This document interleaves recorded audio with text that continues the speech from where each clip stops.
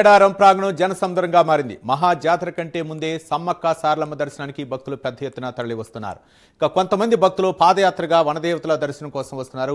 ఇక వరంగల్ నుంచి 150 మంది భక్తులు పాదయాత్రగా మేడారం చేరుకున్నారు. ప్రతిసారి పాదయాత్రగా మేడారం చేరుకొని అమ్మవారిని దర్శించుకుంటామని భక్తులు చెబుతున్నారు. ఇక ఇదే అంశానికి సంబంధించి మరింత సమాచారం మా ప్రతినిధి తిరుపతి మరింత అందిస్తారు. రాష్ట్ర ప్రభుత్వం తీసుకున్నటువంటి సంకల్పాన్ని ములుగు జిల్లా అధికారులు సక్సెస్ చేశారు.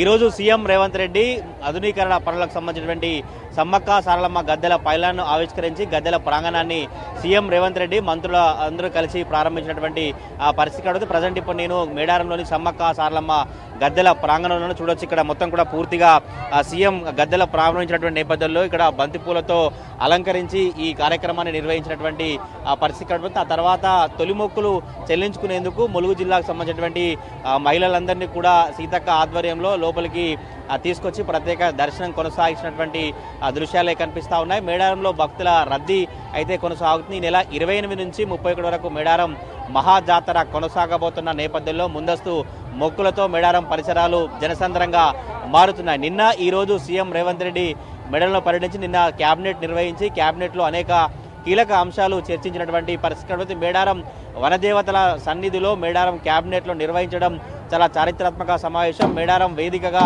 తెలంగాణ రాష్ట్ర ప్రజలకు అనేక సంక్షేమ పథకాలు కావచ్చు అనేక అంశాలపై చర్చించినట్టు మంత్రులు సీఎం ప్రజల దృష్టికి తీసుకొచ్చినటువంటి పరిస్థితి ఇక్కడ నుంచి అనేక అంశాలు కీలక నిర్ణయాలు కూడా తీసుకున్నారు. ఈరోజు ఉదయం సీఎం రేవంత్ రెడ్డి ఈ గద్దెలను ప్రారంభించి ఇక్కడ నుంచి మళ్ళీ తిరిగి హైదరాబాద్కు వెళ్ళినటువంటి పరిస్థితి ఈరోజు ఉదయం కుటుంబ సమేతంగా సీఎం రేవంత్ రెడ్డి సతీమణి కూతురు అల్లుడు మిగతా అందరూ కూడా దర్శించుకొని గద్దెలను ప్రారంభించినటువంటి పరిస్థితి. తర్వాత ఈ తొలి మొక్కులకు మహిళలను అనుమతించారు.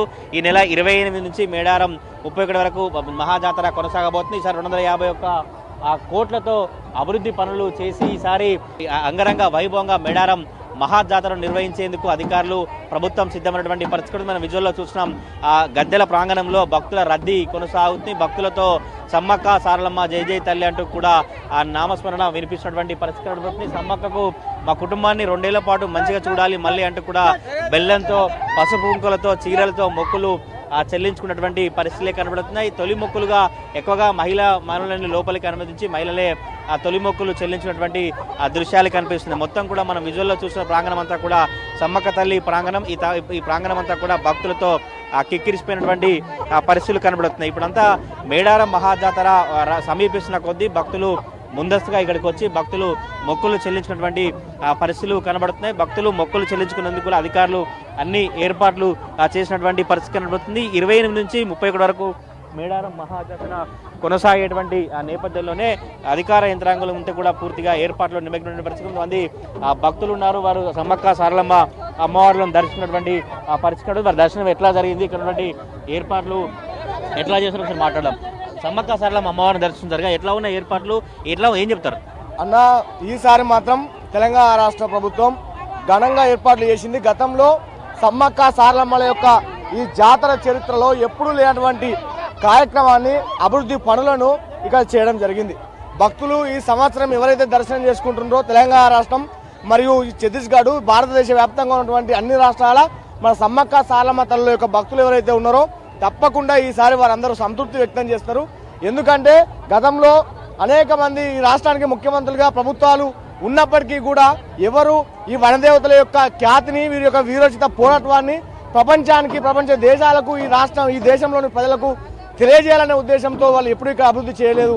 కానీ ఇవాళ రాష్ట్ర ముఖ్యమంత్రి రేవంత్ రెడ్డి గారు ఇక్కడ ములుగు నియోజకవర్గం ఎమ్మెల్యే మరియు మంత్రి గారు సీతక్క గారి ఆధ్వర్యంలో ఇక్కడ గొప్పగా పనులు జరిగినాయి. దాదాపుగా తెలంగాణ రాష్ట్ర సర్కారు 250 కోట్ల రూపాయలతో సమ్మక్క సారలమ్మ పగిడిద్దరాజు మరియు అదేవిధంగా గోవిందరాజు అదేవిధంగా అక్కడ జంపన్నవాగు దగ్గర ఇక్కడ గద్దెల ప్రాంగణంలో పునరుద్ధరణ పనులు కావచ్చు, అక్కడ జంపన్నవాగు దగ్గర అభివృద్ధి పనులు కావచ్చు, ఇవన్నీ భక్తులకు ఎలాంటి అసౌకర్యం కలగకుండా ఈసారి వచ్చేటువంటి జాతరకు వచ్చేటువంటి భక్తులకు ఇలాంటి ఇబ్బందులు లేకుండా ఏర్పాట్లు చాలా బ్రహ్మాండంగా చేసిండ్రు.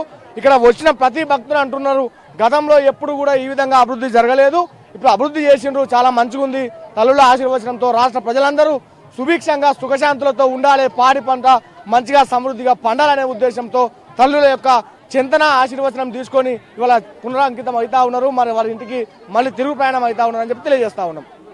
భక్తుల అభిప్రాయం అయితే ఎప్పుడు లేని విధంగా మేడారం ప్రాంగణాన్ని అంతా ఆధునీకరణ పనులు చేయటి అభివృద్ధి కార్యక్రమాలను నిర్వహించినటువంటి పరిస్థితులు భక్తుల అభిప్రాయాన్ని వ్యక్తం చేసినటువంటి పరిస్థితులు నడుపుతూ సుభిక్షంగా మళ్ళీ ఇళ్లలోకి వెళ్ళి సుభిక్షంగా మళ్ళీ 2 ఏళ్ళు కుటుంబం అంతా కూడా పిల్లలతో అందరితో పంట అంతా బాగుండి మళ్ళీ తిరిగి వస్తాం సమ్మక్క సారలమ్మ అంటూ భక్తులు మొక్కులు చెల్లించుకున్నటువంటి దృశ్యాలే కనిపిస్తున్నాయి. ప్రజెంట్ మేడారంలో భక్తుల రద్దీ అయితే కొనసాగుతుంది. నెల 28 నుంచి 31 వరకు మేడారం మహాజాతరకు అధికారులు అన్ని ఏర్పాట్లు ఒకవైపు కొనసాగిస్తుంటే మేడారంలో భక్తుల రద్దీ అయితే కొనసాగుతున్నటువంటి పరిస్థితులు కనబడతా ఉన్నాయి. కెమెరా పర్సన్ పవన్తో తిరుపతి ప్రైమ్ న్యూస్ మేడారం నుంచి.